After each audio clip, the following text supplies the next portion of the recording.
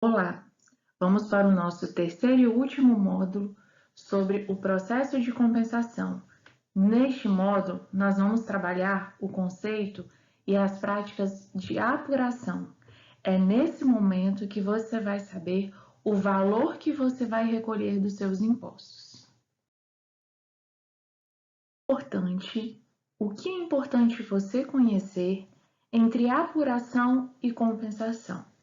Essas duas palavras, elas são sinônimos dentro deste processo, porém, cada uma com as suas particularidades.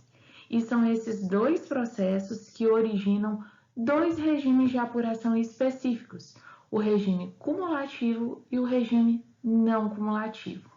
É neste momento que aqueles personagens que deixam a gente com aquela pulguinha atrás da orelha começam a aparecer. É aqui que nós vamos começar a conhecer lucro real, lucro presumido, simples nacional, apuração arbitrada, que são formas que o governo encontrou para dizer para os contribuintes como eles devem apurar os seus impostos. Lembrando que cada um desses regimes de apuração tem a ver com as atividades que a sua empresa desenvolve ou que você, pessoa física, também desenvolve, porque a pessoa física ela também paga imposto. Como que eles funcionam na prática? Quais são as características gerais de cada um desses regimes? Todos esses regimes que eu falei para vocês, eles têm processos específicos que vão dizer se eles têm valores compensatórios ou não. Tecnicamente falando, como que esses valores compensatórios ou não são chamados? O regime cumulativo é aonde nós não possuímos valores a compensar. É aonde o contribuinte apura os seus impostos com base nas receitas única e exclusivamente. Óbvio que dentro desse processo nós temos que analisar os produtos, pois existem aqueles que são monofásicos, aqueles que não têm incidência de imposto, que são incidências constitucionais, como é o caso de livros, dos templos de qualquer culto. Então, são receitas, são produtos que têm que serem observados. Mas a regra geral é: se você apura o seu imposto pelo regime cumulativo, você não tem valores a compensar. A única coisa que você precisa é o somatório de todas as suas receitas, operacionais ou não. Todas as suas receitas provenientes da sua atividade principal, ou de uma venda de um terreno, ou de uma venda de um imobilizado. Quais são os regimes que são vinculados a esse processo? O Simples Nacional e o lucro presumido. Então, se você era lucro real e veio para lucro presumido, você perde o direito de crédito de imposto de compensação dos seus valores de compra. Aqui você vai trabalhar apenas com os seus valores de venda. Maria Paula, então quer dizer que nesse momento as operações de compra são indiferentes? Elas são indiferentes em parte. Elas não têm participação na apuração do valor a recolher, mas elas têm participação na composição da atividade. Se você não compra, você não vende. Maria Paula, todas as atividades que uma empresa ou que uma pessoa física executa, elas são passíveis do regime cumulativo? Aí nós temos que observar. Por exemplo, nem todas as atividades são permitidas pelo Simples Nacional. Existe uma lista exaustiva que está disponível para todos os contribuintes. Geralmente quem faz essa consulta são os contadores por meio de quinais, que não são permitidas pelo Simples, mas que são permitidas pelo lucro presumido ou pelo lucro real. Então a gente deve observar as atividades, porque nem todas são pertinentes a determinado regime cumulativo. Partindo para o lado da compensação ou regime não cumulativo, onde as empresas têm a possibilidade de aproveitar os valores do processo de aquisição. Aqui nós temos o aproveitamento dos créditos de imposto. Aqui a compensação ela passa a ter nome, ela passa a ser chamada de créditos de imposto.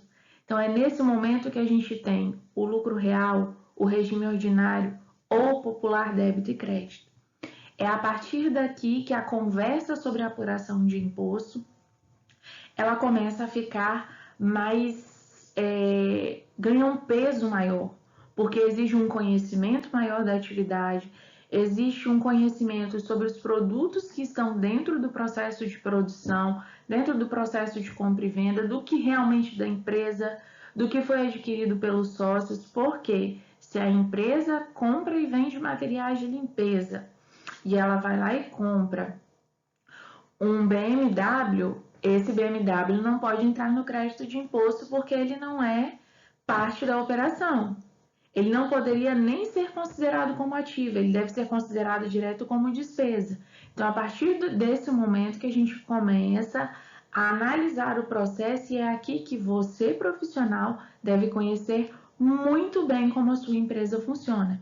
É aqui que você tem que ter um detalhamento maior, um conhecimento maior dos produtos, porque assim como no regime cumulativo, existem produtos que estão ligados à atividade da empresa, mas que não são passíveis de crédito, que já têm uma suspensão ou são monofásico, produtos que já foram utilizados como compensação e não podem ser utilizados posteriormente.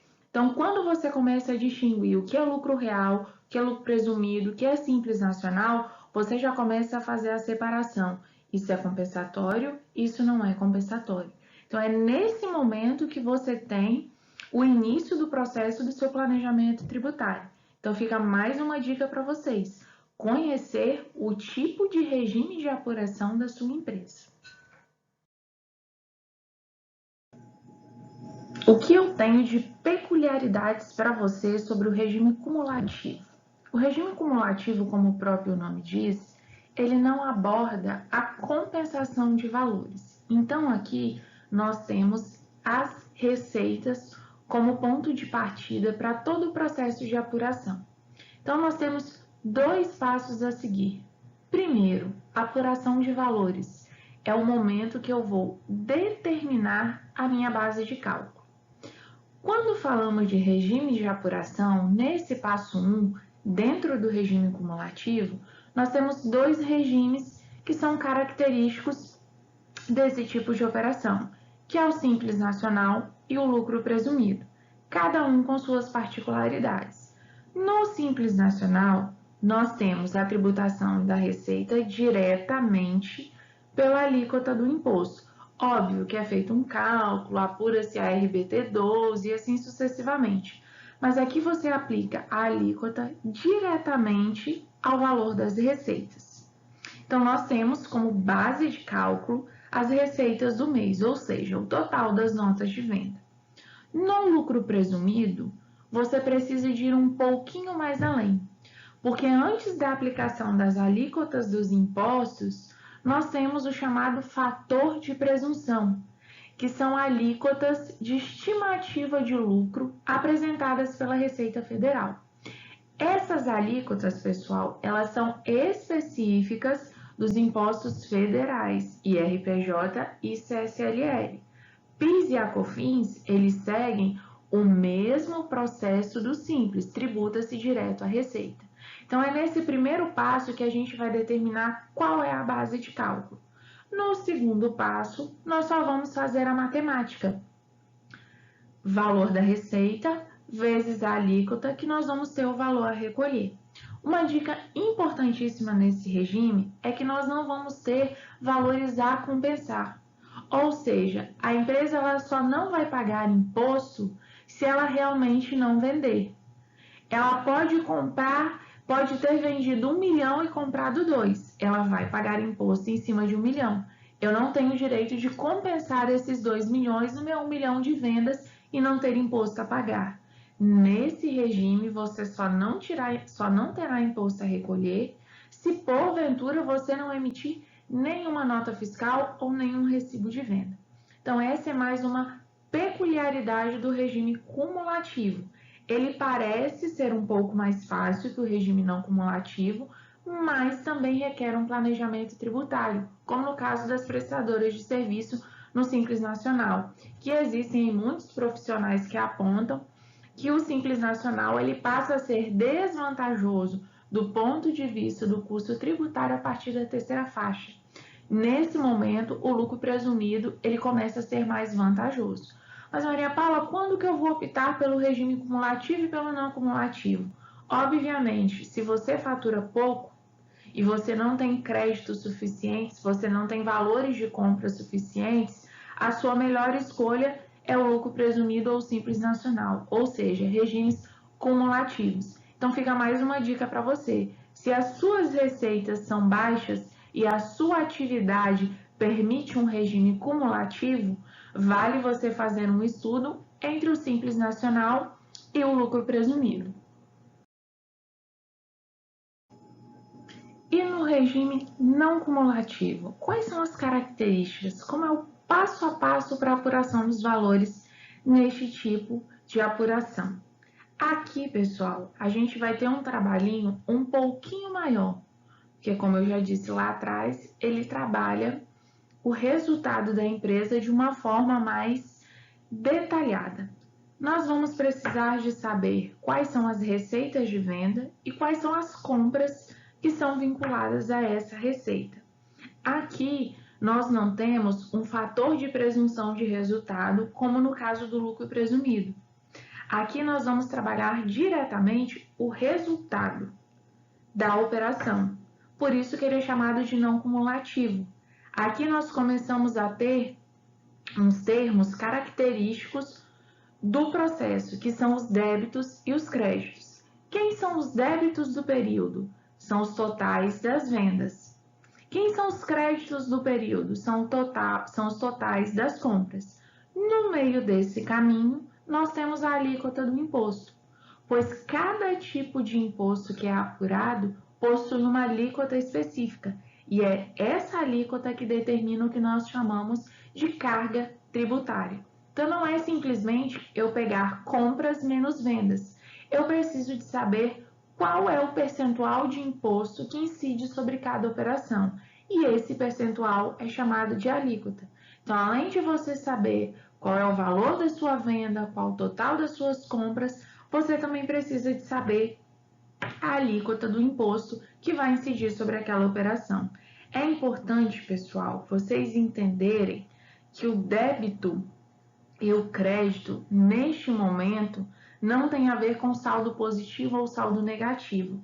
É uma guerra que a gente tem aí dentro do cenário contábil com o saldo bancário. Porque muitos estudantes, quando iniciam o processo na faculdade de contabilidade, têm muito problema de entender o que é débito e o que é crédito, porque assimilam esses dois termos ao saldo bancário. Então, é uma dica que eu dou para você que está começando agora no cenário contábil. Não se apeguem ao seu saldo de banco. Entendam a essência da operação. Então, débito aqui é o que você deve, são os valores da sua venda, é o que origina o seu tributo. E o crédito é o que você pode compensar, é o que vai tornar aquele imposto não cumulativo, é o que não vai ser repassado para frente. Nesse momento, quando eu faço débito menos crédito, eu tenho imposto a pagar ou não. Aqui neste momento, que nós temos a lacuna de paga ou não paga imposto. Se eu tenho vendas maiores que compras, obviamente eu tenho impostos a recolher. Agora, se em um determinado mês eu só comprei e não vendi nada, então eu tenho saldo a compensar. Não é que eu deixo de recolher um imposto, eu gero um crédito para ser compensado no mês seguinte, diferente do regime cumulativo, onde eu não gero nenhum crédito para ser compensado futuramente. Maria Paula, quando eu tenho crédito maior que débito, quer dizer que eu operei prejuízo naquele mês? Nem sempre. Porque lembre-se, prejuízo não quer dizer falta de caixa. Prejuízo, neste sentido, quando existe um saldo credor, é que a empresa não movimentou valores para que pudessem suprir as suas compras. Mas não quer dizer que ela teve prejuízo, porque prejuízo, fluxo de caixa e resultado são diferentes. Aqui você tem um saldo de imposto credor para ser compensado no próximo mês que você tiver receita. Eu posso nesse mês apurar um prejuízo, mas ter saldo de caixa para liquidar os fornecedores, porque é assim que a máquina gira. Quem que a gente tem dentro do regime não cumulativo? Nós temos o famoso lucro real.